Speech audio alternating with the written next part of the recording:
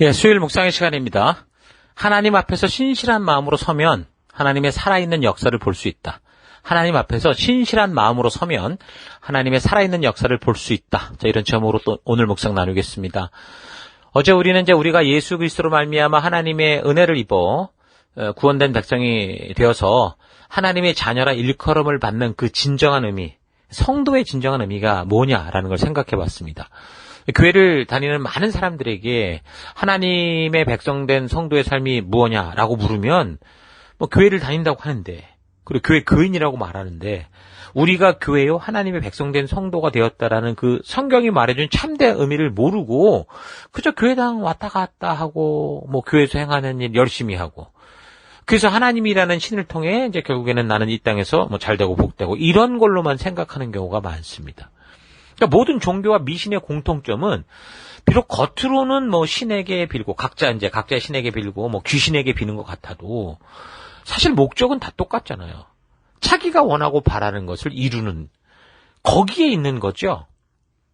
근데 성경이 말씀하는 하나님의 자녀들은 그런 식으로 하나님을 찾아서는 안 된다는 거죠. 하나님을 내가 원하는 대로 만드는 우상 종교가 아니라 나를 창조하신 하나님께서 나를 지으신 목적대로 그 하나님과 인격적 관계 가운데 동행하는 게 성도의 모습입니다.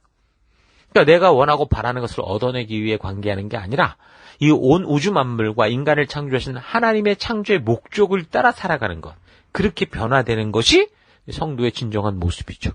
그래서 이런 사실 잊지 않고, 특별히 우리가 이제 이 역사서를 살필 때 이제 선지서가 다 이렇게 역사에 맞춰 끼어들어가게 되는데, 이걸 살펴갈 때 좀 바르고 온전하게 하나님께서 그 선지자를 통해 말씀하시는 그 안타까운 그 마음들, 하나님의 의도를 우리가 만날 수 있기를 바랍니다. 무엇보다 우리는 하나님이 직접 주신 법도와 규례 속에 담긴 하나님의 의도를 바르게 알아야, 그래야 이제 성경의 모든 사건들, 역사들을 바르게 이해할 수 있다라는 것을 여러분 잘 기억하시고, 그래서 시간이 될 때마다 그 하나님이 직접 그 백성들에게 우리에게 주셨던 법도와 규례를 살피고, 또 우리가 거 안에서 하나님의 음성을 듣고, 그래서 이제 그런 걸 가지고 이제 우리가 살펴가는 역사들을 바르게 살펴갈 수 있기를 바랍니다.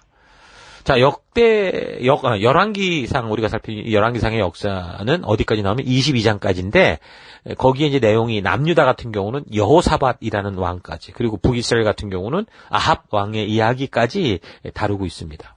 그러니까 열왕기서의 기자의 목적은 뭐라고 그랬죠? 왜 이 나라가 결국 만국에 이르게 됐냐, 하나님의 백성들이 왜 이렇게 됐냐라는 그런 주제를 두고 이 역사를 적는 거라고 했는데, 그래서 이제 이 열왕기서의 기자가 적고 있는 이 역사의 기록 속에 나오는 왕들을 이렇게 보면 뭔가 기준을 가지고 비교를 하는데, 보면 항상 그 선함의 기준은 다윗이고 악함의 기준은 이 여로보암이 된 것을 우리가 볼 수 있습니다. 그러니까 비록 다윗의 삶을 우리가 살폈지만 오점이 있었어요. 그러나 그런 오점으로 인해 그래서 이제 그렇게 오점으로 인해 아주 치명적인 이 역사의 어떤 방향을 좀 틀어버리는 일도 있었지만, 근데 전체적인 평가로 볼 때는 다윗 같은 경우 하나님 보시기에 어때요? 다른 모든 이들에게 모델로 제시하고 싶은 하나의 기준이 되는 인물이었습니다. 그래서 예수님을 부를 때도 아브라함과 다윗의 자손 예수다라고 하는 걸 볼 때, 다윗의 삶은 어쨌든 하나님께서 자랑스럽게, 하나님이 당당하게 어떤 하나님의 나라 백성으로 살아갈 기준으로 제시하는 그런 모습은, 그게 바로 성도의 모습이어야 된다라는 거죠.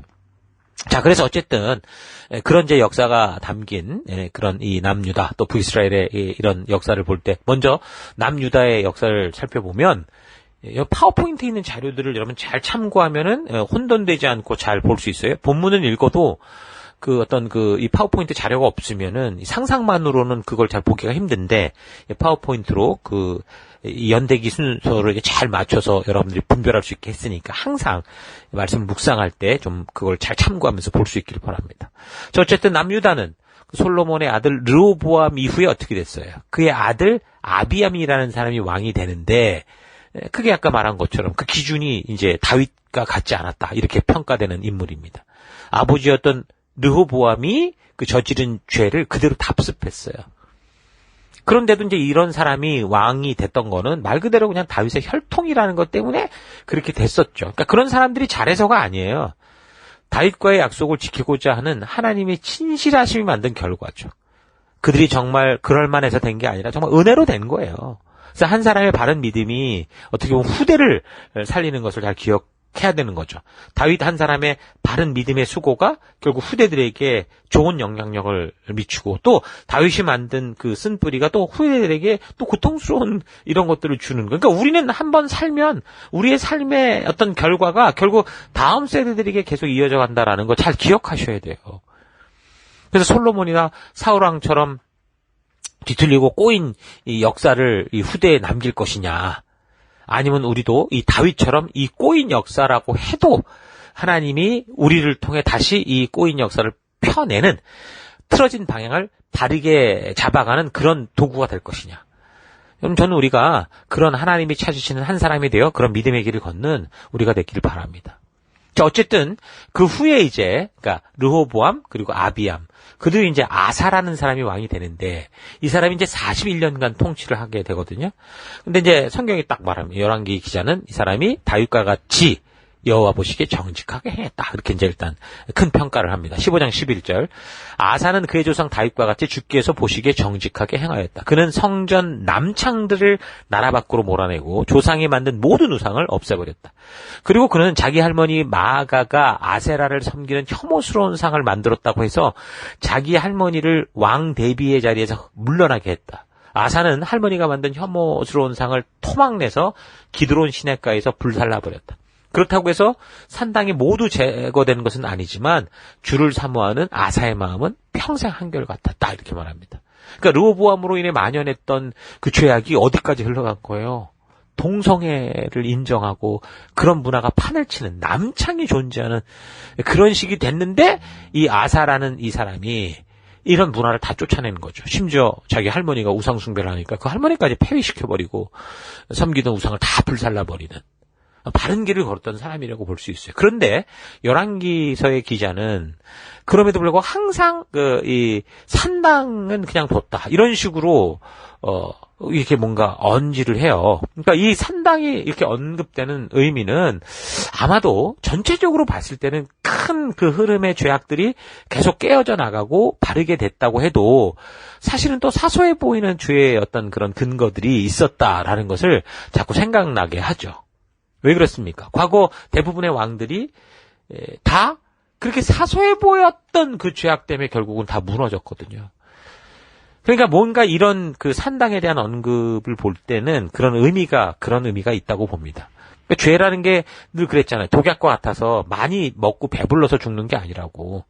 큰 것보다 작은 거, 하찮아 보이는 것. 죄는, 독약은 조금 먹어도 죽는 것처럼 그게 아주 심각하다라는 거였는데, 이런 사실을 잊지 말아야 된다는 거죠.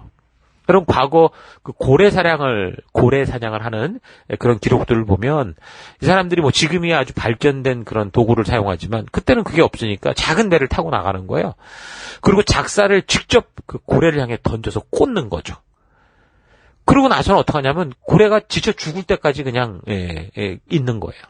줄을 길게 풀어주기도 하고 그렇게 쫓아다니는 거야 계속. 그러다가 이제 고래가 지쳐서 이제 죽는 거예요, 그렇게. 그래서 이제 끌고 가는 거죠. 그러니까 작은 미끼 하나가 하찮아 보여서 만약에 사탄이 그렇게 던진 낚싯줄을 물어버리면 어떻게 되는 거야? 결국 그런 죄의 달콤한 미끼로 인해서 아주 치명적인 죽음으로 떨어지는 그런 일들이 될 수 있다라는 거죠. 그러니까 이렇듯 뭔가 산당을 자꾸 언급하는 이유는 그런 우상숭배의 어떤 꼬투리가 될 만한 것이 아직은 남아 있었다라는 걸 보여준다고 볼 수 있습니다. 어쨌든 전체적인 평가는 나름대로 바르게 살고자 했던 아사 왕인데도 이제 그런 기록이 있고, 또 이 아사 왕 같은 경우 북이스라엘과는 좀 적대적인 관계를 유지했습니다. 15장 16절을 보면 아사와 이스라엘 왕, 그러니까 북이스라엘의 바사 사이에는 그들이 살아있는 동안 늘 전쟁이 있었다, 이렇게 말합니다.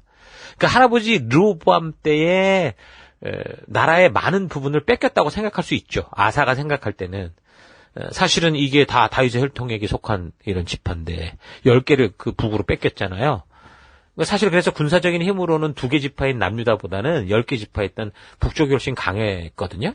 그래서 이제 이 아사 왕도 어떡하냐면 북이스라엘이 이제 자꾸 싸움을 걸어왔으니까, 그러다 보니까 이제 자꾸 뺏어가니까 이 아사 왕이 자기들이 자기들의 힘만으로 안 되니까 어떤 일을 했냐면 외세의 힘을 빌려요. 저 북쪽에 있었던 아람, 시리아 군대를 끌어들여요. 그러니까 우리나라로 말하면 남북전쟁이 벌어지고 힘드니까 북쪽에 있는 저 소련이나 중공군을 개입시키는 그런 꼴이 된 거죠. 그래서 이 일에 대해서 열한기서 기자는 다른 어떤 평가적으로 이게 무슨 의미다라는 걸 말하지 않아요. 근데 역대하 16장을 보면 이 얘기가 나오는데 이렇게 위기 속에서 하나님을 찾지 않고 그 시리아, 외세의 힘을 의지했던 이 아사왕의 이 일로 인해서 남유다가 도움을 청했던 이 시리아라는 나라를 너희가 이기진 못하게 된다. 이런 참 안타까운 결과를 얻게 되죠. 그래서 하나니라는 선지자를 통해서 하나님이 그렇게 말씀하시는 게 나오는데 16장, 역대하 16장 7절. 그 무렵 하나니 선견자가 유다의 아사왕에게 와서 말하였다. 임금님께서 아람왕을 의지하시고 주 임금님의 하나님을 의지하지 아니하셨으므로 이제 아람왕의 군대는 임금님의 손에서 벗어나 버렸습니다. 그러니까 그때만 해도 하나님이 이 유다를 통해 그 지역에 하나님이 약속하셨던 모든 것을 승리케 하시고 지배할 수 있는 그런 계획이 있었다라는 거죠. 그 외세의 힘을 빌리려 했던 그래서 이 아사왕의 이 태도를 볼 때 마치 솔로몬이 그 강대국과 결혼 동맹을 맺어서 아주 잘 나라를 유지해 보겠다. 그런 태도가 있었던 걸 볼 수 있죠. 그래서 아사왕은 다윗의 길을 전체적으로 보면 본받으려고 애를 썼던 왕으로 기록은 하는데 그런데 이제 이런 이 순간들, 위기의 순간에 결국 그릇된 결단을 하게 되는 이런 기록들을 보면서 사실상 그 당시 왕들의 수준이라는 게 다윗과 비교할 때 이 정도다 이런 거지 다윗 같았다라고 사실 보기는 힘든다는 걸 알 수 있어요. 또 우리도 지금 당장 그래서 이런 눈에 보이는 어려움, 이 위기를 우리가 만날 수 있을 텐데 그때 우리도 어때요? 우리가 나름대로 믿음으로 산다고 하면서도 쉽게 흔들리는 경우가 많지 않습니까? 그 위기의 순간은 사람들로 하여금 정상적인 판단을 하기 어렵게 하는데 그래서 이제 그동안 자기도 모르게 배워졌던 습관 속에서 자신도 모르게 어떤 그 말과 행동이 튀어나오게 되죠. 그래서 우리가 의식하고 말씀대로 살고자 할 때는 여기 아사왕처럼 그래도 눈에 보이는 그런 변화들 참 애쓰고 노력하는 것을 볼 수 있는데 그런데 이제 위기를 만나면 어떻게 돼요? 속에 있던 나의 본질이 나오니까 통제되지 않고 나와버리니까 그래서 그런 눈에 보이는 변화보다 더 중요한 건 뭐라는 거예요? 내 속사람이 어떤 상태냐 지금 나의 가치관이 어떤 상태냐 이걸 보는 게 더 중요한 거죠. 그래서 우리도 지금 성도로서 뭐 겉에 보이는 열심보다는 우리 속사람을 바꿀 수 있어야 된다고 굉장히 좀 중요하게 생각을 하는데 그래서 우리 교회는 성도들의 그 참된 가치관 변화를 위해서 말씀 유학 결단이라는 걸 매주 하게 하죠. 그래서 이거를 이제 마음 먹고 하려고 하면 막 열심히 이제 순종해서 하면 저 사람 정말 열심이다. 대단하다. 이렇게 보이는 그런 결과를 맺을 수 있는데 근데 사실 뭐 이 말씀 유학 결단 만료교를 하는 그 중요한 이유는 뭐 남들보다 열심히 잘해. 이런 얘기를 듣고자 함이 아니라 그렇게 하는 사람의 가치관이 변화되게 하기 위한 거거든요. 단지 교회 약속을 숙제처럼 하고 또 의도적으로 하는 걸 넘어서 스스로 이 말씀을 향한 묵상과 연구 나눔을 통해 결국 내가 가지고 있던 과거의 가치관들이 진리의 성령 하나님의 그런 도우심과 이끄심으로 변화돼서 그래서 내 삶이 하나님화돼가는 하나님의 백성화돼가는 변화에 있는 거야.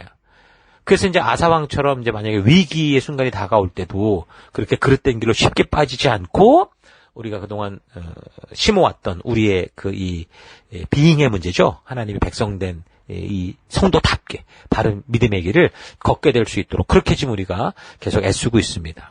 그래서 이런 의미로 만료교의 가치를 알면 어떻게 돼요? 이런 사람들은 자기가 여기서 매주일 하든 아니면 여행을 가든 또 한국을 방문하든 출장을 가든 어디서든 이제는 통신의 이런 문제에 아무런 그 어려움이 없으니까 자기 혼자 이 시간을 갖는 거예요. 예배 시간을 갖고 또 만료교의 시간을 갖고 그래서 하나님과 만나는 기쁨을 스스로 이제 즐기게 되는 거죠.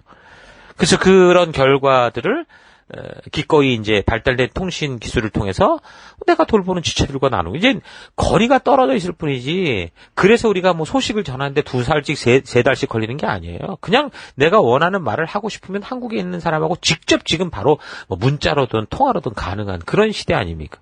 그러니까 이런 사람들은 내 삶이 어디 있든 간에 예배자로 서 있기 때문에 내가 했던 만료교를 통해 또다시 지체들과 나누는 뭐 셀에 참석하고 다 되는 거죠. 특히 요즘에는 팬데믹 이후에 대부분 우리 교회 같은 경우 모임을 줌으로 온라인으로 하니까. 그러니까 마음만 있으면 얼마든지 우리가 만나서 우리에게 주시는 하나님의 음성을 함께 나누는 그런 존재가 될 수 있는 거예요. 그래서 평범해 보이는 하루하루 속에서 말씀을 통해 하나님의 진심, 하나님이 말씀하시는 가치들을 늘 고민하고 생각하고, 그래서 이제 그 가치들이 나의 생각과 마음에 배어지고, 그래서 나는 그 말씀의 가치 따라 살려고 하고, 그런 삶의 결과 우리가 어땠는지를 이제 나누는 그런 우리가 될 수 있는 거죠. 만료교를 잘 해가면 만료교대로 또 우리의 생각이 하나님이 누구시고 내가 누구고 우리가 변치 말아야 되는 가치가 뭔지를 알고 그들을 살려고 하다가 우리가 이제 셀 모임에 모이게 되면 어때요? 나눔이 풍성해질 수 있어요. 실제적일 수 있고. 그래서 여러분들이 지금과 같이 이 새벽 묵상 이 말씀을 듣고 또 기도의 시간을 갖고 이러는 거. 여러분 이게 정말 여러분의 가치를 바꾸고는 굉장히 중요한 하나님이 우리에게 명하신 방법이다라는 거 잊지 마시고 차분히 이 말씀과 가까이 하는 여러분 되기를 바랍니다. 우리가 항상 예배드리고 주중에 함께 모여서 주의 말씀을 나누고 또한 혼자 있을 때도 늘 말씀으로 무장하는 것은 왜 그래요? 우리에게 위기의 순간, 예측하지 못한 순간이 다가올 때 사람들이 쉽게 혼란을 겪고 눈에 보이는 그런 안전한 것을 찾으려고 반사신경을 본능적으로 움직이기 때문에 그 순간 영적인 안목을 부르심을 잊지 않고 하나님의 약속을 기억해서 그 말씀의 가치를 따라 믿음으로 반응할 수 있게 하기 위해서 이렇게 한다라는 거예요. 그래서 아사왕 같은 경우도 보면 그 이디오피아의 그 구스의 연합 군대가 100만이나 쳐들어왔었는데 그때 그 오직 하나님만을 의지하며 나아가서 그 군대들을 물리치고 그 위기에서 구원을 받는 경험을 하거든요. 자, 그런데 이제 북이스라엘의 공격에 대해서는 행한 걸 뭐 하나님을 의지한 게 아니라 아람의 군대를 의지하게 되면서 결국은 이제 아람의 군대를 이길 수 없을 그런 것이 나라의 전쟁이 끊임없이 일어날 것이다. 결국 그렇게 되는 거예요. 아람의 군대를 이길 수 없는 그런 전쟁. 어쨌든 이길 수 있었는데 결국 그런 순간적인 선택의 그런 결과가 이렇게 만들죠. 그런 얘기를 또 솔직하게 좀 하나님은 하나니라는 선제를 통해 들려주는데 이 아사왕이 어떻게 하냐면 그렇게 하나님의 뜻을 바르게 전하는 이 선제를 잡아서 옥에 가둬버려요. 핍박을 합니다. 그래서 이 사람도 보면 결국 통치 39년쯤에 병이 드는데 그때 보면 여전히 여호와를 의지하지 않고요. 의사들만 의지하다가 죽게 됩니다. 그러니까 성경이 이런 얘기를 분명히 적고 있는 걸 보면 이 아사왕의 병은 의사가 아니라 뭐예요?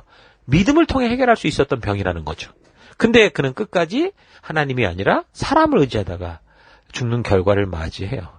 열왕기서로만 보면 참 괜찮은 보이는데 역대기까지 이렇게 같이 연결해 보면 이런 진정한 모습이 보이게 되죠.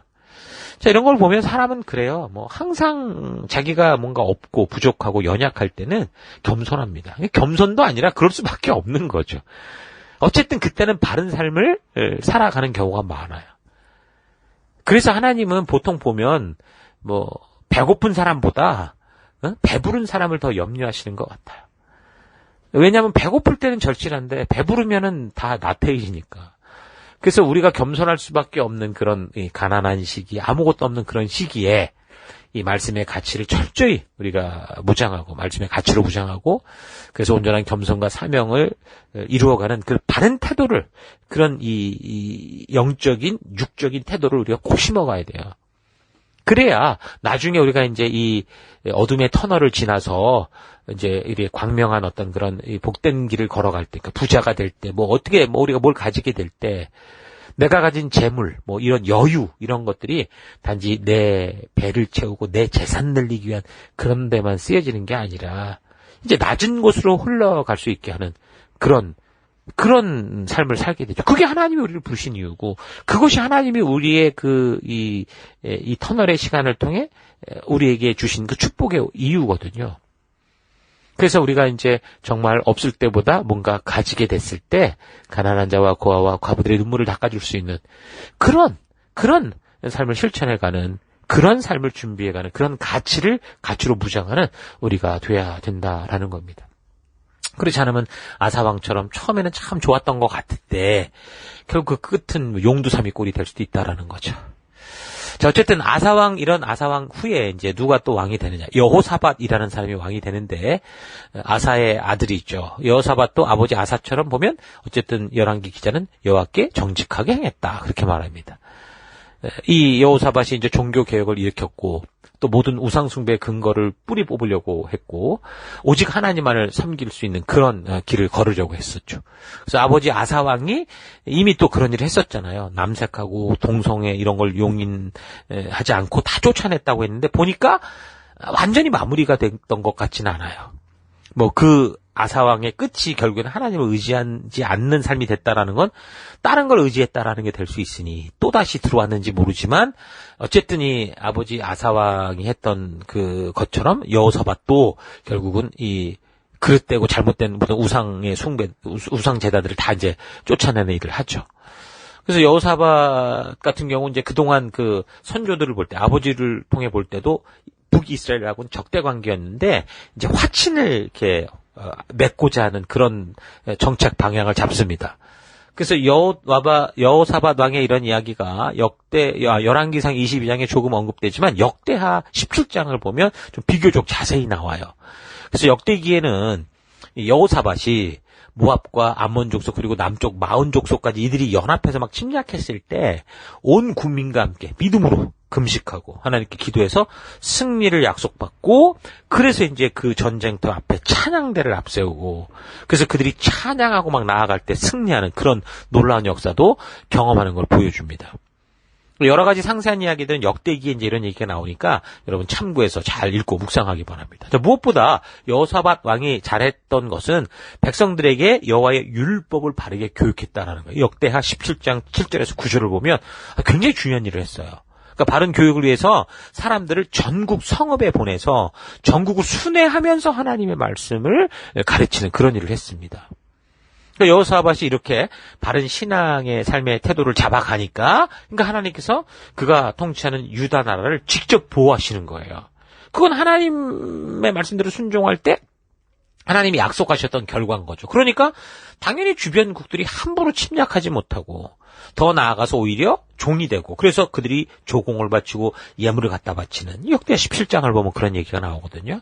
더 나아가서 그 당시 왕이 없었던 에돔 족속을 통치하는 그런 일까지 합니다.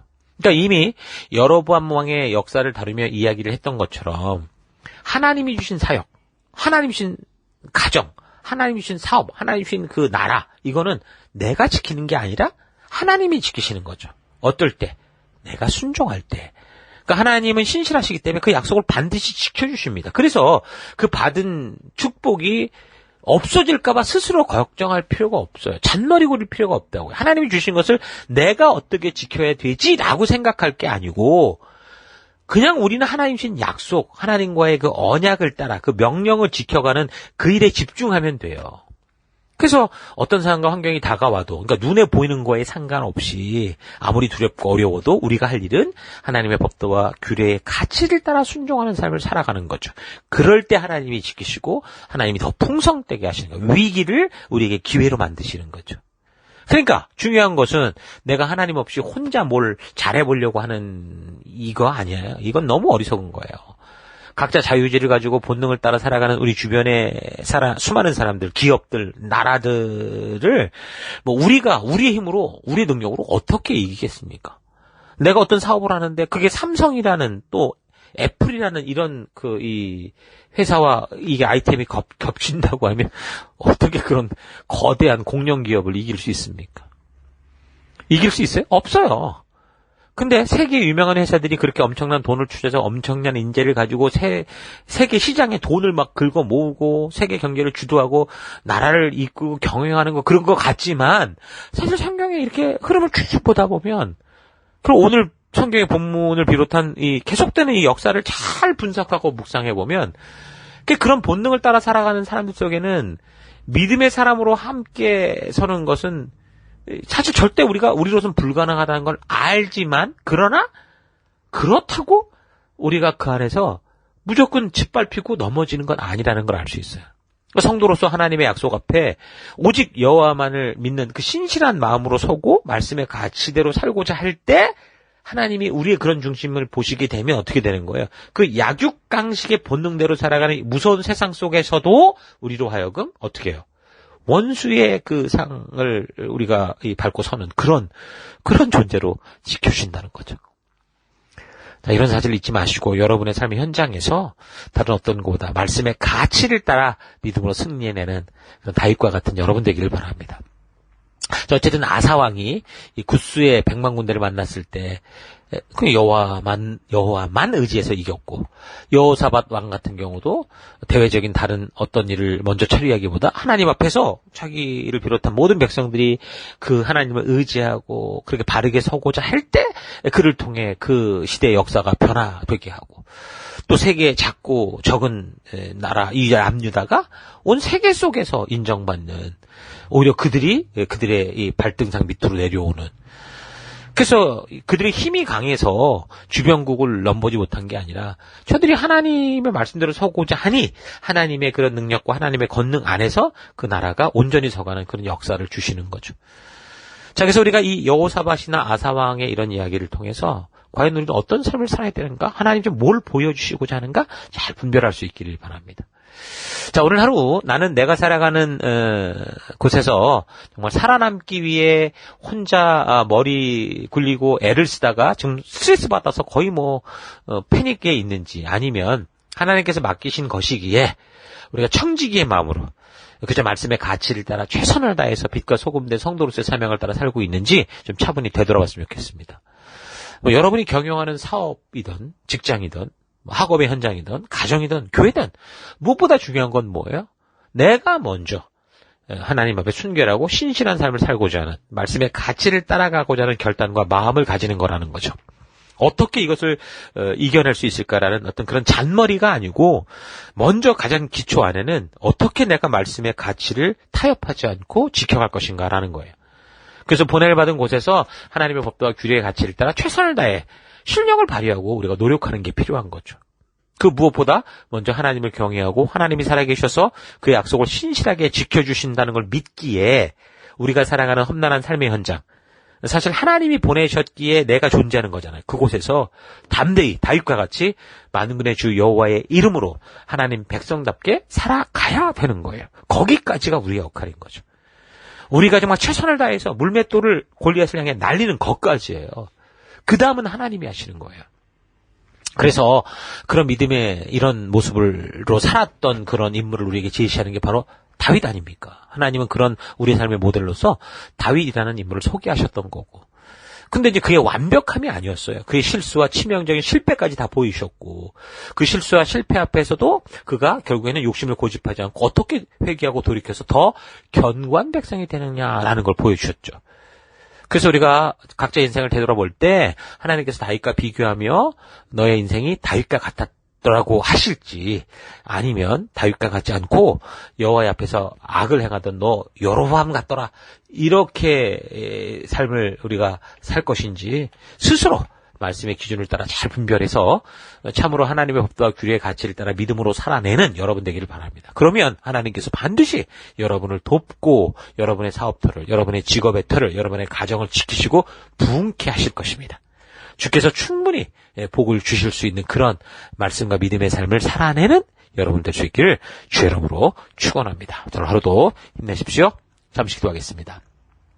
하나님, 하나님의 살아계심을 믿지 못하고 자꾸 다가오는 위기 속에서 내 방법대로 살려고 하는 것을 회개합니다.